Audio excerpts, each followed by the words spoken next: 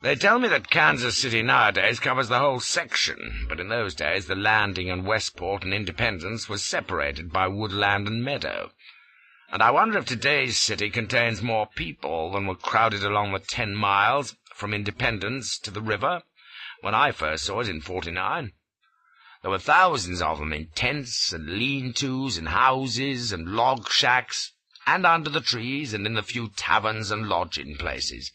They were in the stables and sheds and shops and storehouses, a great swarming hive of humanity of every kind you can imagine.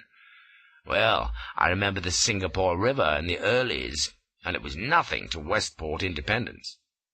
The whole stretch was jammed with wagons and carts and carriages, churning the spaces between the buildings into a sea of mud after the recent rain,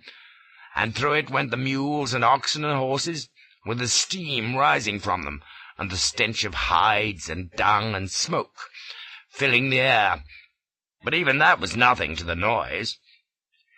Every other building seemed to be a forge or a stable or a warehouse, a clang with hundreds of hammers, and the rasp of saws, and the crack of axes, and the creak of wheels, and the thump and scrape of boxes and bales being loaded or unloaded. Teamsters snapped their whips with a "Way, hey, whoa!"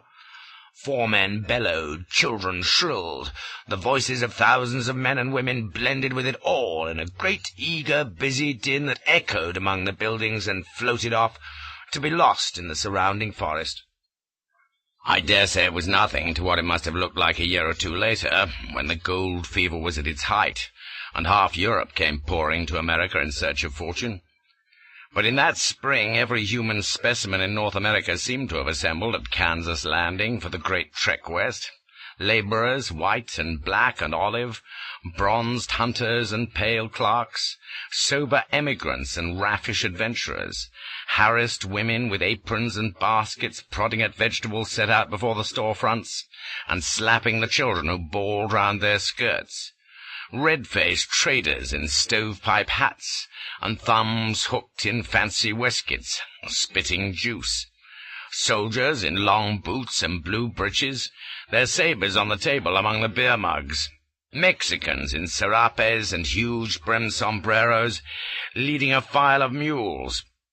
farmers in straw hats and faded overalls, skinners with coiled whips, lounging on their rigs,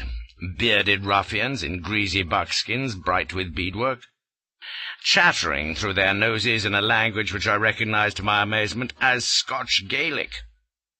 bright-eyed harpies watchful in shack doorways, Spanish riders in ponchos and feathered bonnets,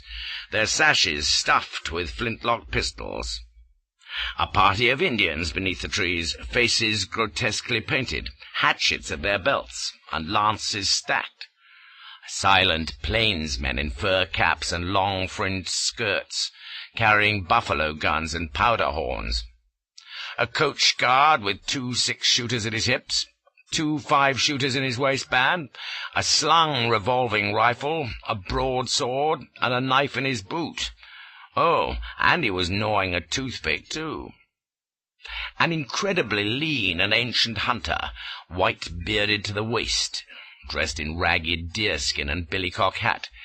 his nail-driver rifle across the crupper of his mule, staring ahead like a faker in a trance as he rode slowly up the street, his slovenly Indian squaw at his stirrup, through the crowds of loafers and porters and barefoot boys scuffling under the wagons, the swaggering French voyageurs, gaudy and noisy,